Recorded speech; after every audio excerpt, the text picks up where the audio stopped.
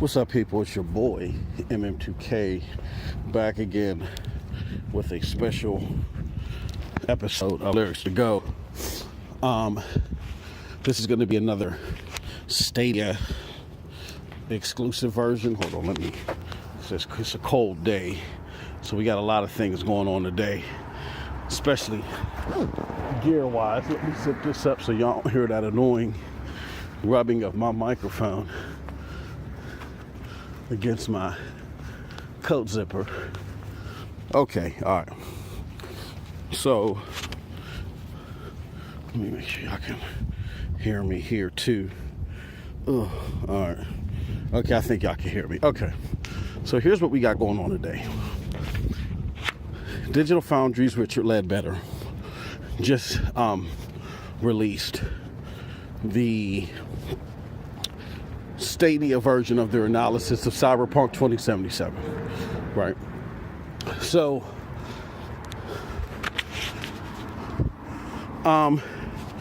we talked about this on Monday because there was rumors on Reddit that surfaced that this would be coming out. And for those of you not familiar, Digital Foundry has a checkered past with the Stadia community because of their disdain for cloud gaming, first and foremost, but secondly, how uninformed they are on the platform, how it works, the gears and levers involved, and how they do their analysis.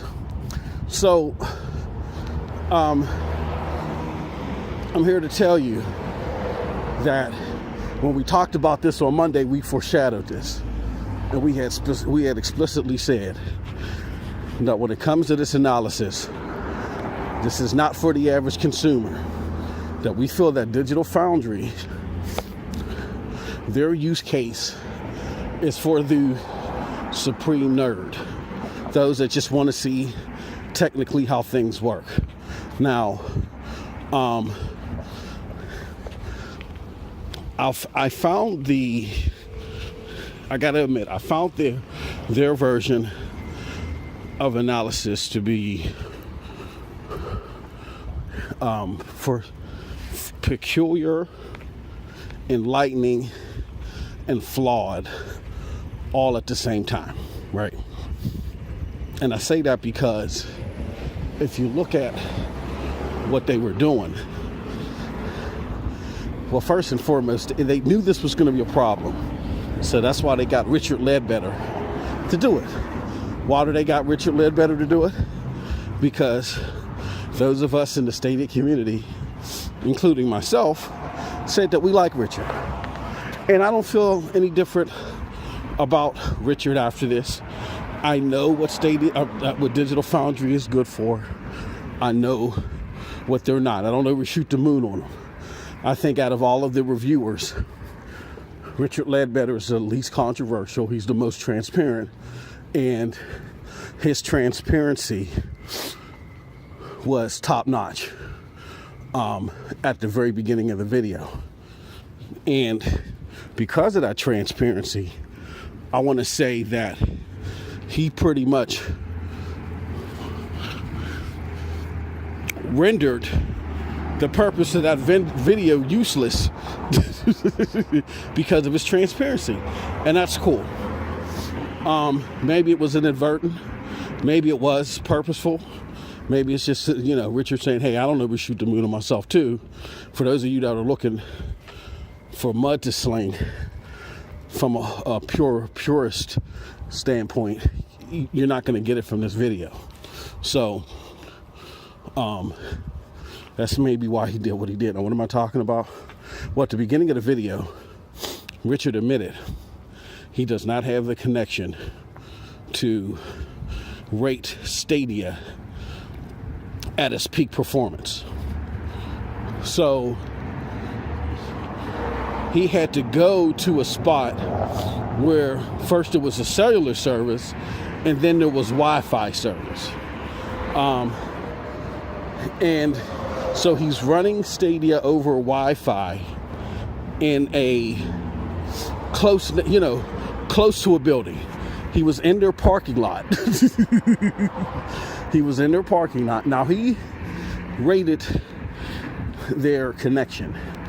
But what he used to rate their connection was a nice app that's called Stadia Extension. It's a Chrome plugin.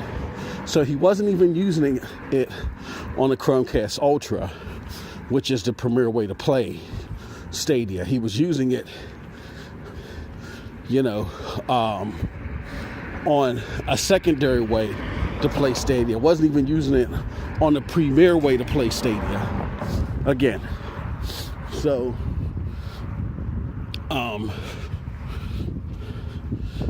then he was he was doing it on a Wi-Fi connection from the Wi-Fi spot's parking garage. He didn't even do it within the vicinity, where of course the signal would be its strongest. But then he did it within in order to capture the footage, he couldn't use standardized or premier HDMI capturing of the footage. He used all these throughputs and all that other stuff. And for those of you that are familiar with streaming, when you run it through all those throughputs, it degrades the video quality. You know what I'm saying? So not only did he have a method that wouldn't give him the best performance as far as latency, as far as lag, but as far as video quality and fidelity, it was degraded. You know what I'm saying? So the whole video for a 1v1 comparison standard is not appropriate, and I don't think he should have. I don't think they should have done it that way. That would be like me saying, okay, well, I have an HDMI cord. It's not the best. It's like 12 years old, not the standard one. I'm going to plug it into my second best HDMI port, which, you know what I'm saying? I mean, I'm running some test on it on a substandard litmus. It's giving me some okay numbers back, but I'm not sure. I don't even understand this, and I'm going to compare it to PlayStation. He would do nothing like that. Now, again, the litmus that I'm referring to is that he used Stadia Extension, which is a Chrome extension, and ran off the numbers there. And the problem with Stadia Plus's Stadia Extension is that even though it's a great program for people to force VP9 and get 4K resolution, it's not the best as far as the numbers that it omits. Like, you'll see that it has like 60 frames per second up there, and in like the digital counter, it'll tell you it's running at 60. It'll give you the 38. It'll give you the resolution. It'll give you frames dropped and things like that, latency. Outside of the frames drop and the latency, all those other numbers are pretty much junk. They're just there to show you that you were able to set the extension to be able to force the VP9 and get 4K maximum, that you're within that range. It's not a litmus to let you know how often or how good your network is in omitting that resolution and helping to omit that resolution. It just means that you force the codec to operate, to receive the network information. You force that codec on that browser. It doesn't mean that the transmission from the server blades through your router or whatever is steady. Not at all. There's no way that they could gauge that either. That's not the purpose of the program. The purpose of the program is to force a codec to ensure that everything is opened up to where you will get maximum 4K, and that VP9, which is the best codec for 4K, is active. It is no way, shape, form, or fashion a legitimate litmus for your network activity. So again, you have a flawed network setup where, again, he's sitting in the parking garage of a place with Wi-Fi. He is then doing multiple throughputs to capture video. You know what I'm saying? I mean, everything about the setup is flawed, and you're comparing it to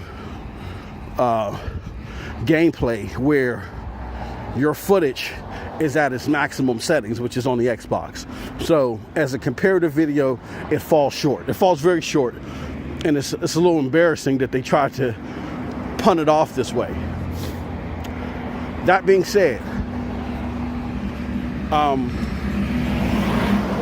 I think the biggest story to take away from this, which they may have inadvertently or advertently did with this review, is they showed that with all those flaws at hand, that the Stadia version still stands up pretty high versus new gen consoles. So if you do play in top-notch, you know what I'm saying, network setup configurations and stuff like that, that how much can you imagine how much better it would be? So yeah, I mean, the review was flawed in its original purpose. It serves a greater purpose, I think, in showing, like, even in the least optimal situations, you're going to get a hell of a you're going to get a hell of an experience. I just love how, though, that whenever there's negative dips, like I'm looking at dips of like 1 or 2 frames a second, and the way that he describes those 1 or 2 frames a second dips, like they're astronomical. But whenever you see those dips with PlayStation or anything, like, it's never regarded as being that bad. So yeah, I mean, again, Digital Foundry does not have the chops to understand their knowledge base for cloud gaming versus their knowledge base of dedicated device gaming. And I'm being generous here when I say this, it's like 1,000 to 1. Like, for every 1,000 steps that they've made in understanding all the finer details of dedicated device gaming, they've only reached 1 step in cloud gaming. They are so far detached for being a legitimate source of cloud tech analysis that I think you need to look at them doing this analysis if they're going to continue it as growing pains. I think what they should do, though, is I think they should, until they get a better understanding of what they're doing, I think they should pull back from doing 1v1 comparisons, because, I mean, as a tech person, as a person that gets into the nooks and crannies of this and that personally, I may not do it in my content, but I understand it. It's kind of embarrassing. You know what I'm saying? So now, as far as there being fallout from this, I mean, I don't see a reason for people to be upset. I mean, if people want to sling mud, let them sling it. The damage is already done. Like, people already have the Stadia version in their hands. There's nothing Digital Foundry can do, despite this poor comparison. It's interesting analysis, but it's a very poor comparison. And there's nothing that they can do in light of that. So my thought process is simply this, like, the damage is done. The majority of consoles that are out there are heavily outperformed by Stadia. If you don't have a next-gen console, Stadia is your most viable option to play the arguably biggest game of 2020 and probably over the next 6 months. And even if you do have a next-gen console, right, understand that, you know, you're getting comparable, if not better, performance from Stadia. And they tried to do, and that was etched in stone by the fact that they did a comparison under the least optimal, under some, I don't want to say completely, under some of the least optimal conditions. They did the comparison, and they still came up with great results. In comparison to dedicated device where they did the most optimal conditions, I mean, to me, from a commercial standpoint, if people focus on the right points, they did more good for the platform than harm. So, but like I said, they don't, from a technical standpoint, Digital Foundry still doesn't get it. I don't trust them for cloud gaming analysis. I still go to Random Noob and other people. And from a technical nerd standpoint, I find this embarrassing, but, you know, whatever. You know, it's them. It's their perception. They do what they want with it. So at the end of the day, you got a great version from Stadia. I think Digital Foundry inadvertently, likely, showed you how great it was. Again, because of the wide gap and how unoptimal it was on Stadia, the conditions, opposed to the optimal conditions they surely use for Xbox.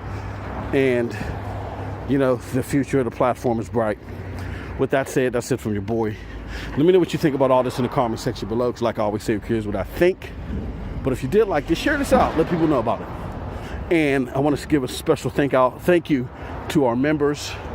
At the time of this recording, it is Gillespie, Brian Evolved, Ray Sherrod, Chase, aka the Gaming Advocate, Eddie Player One, Tommy, the homie Tommy XR, and American Goulet. Thank y'all so much for y'all support. I appreciate, love all of you guys.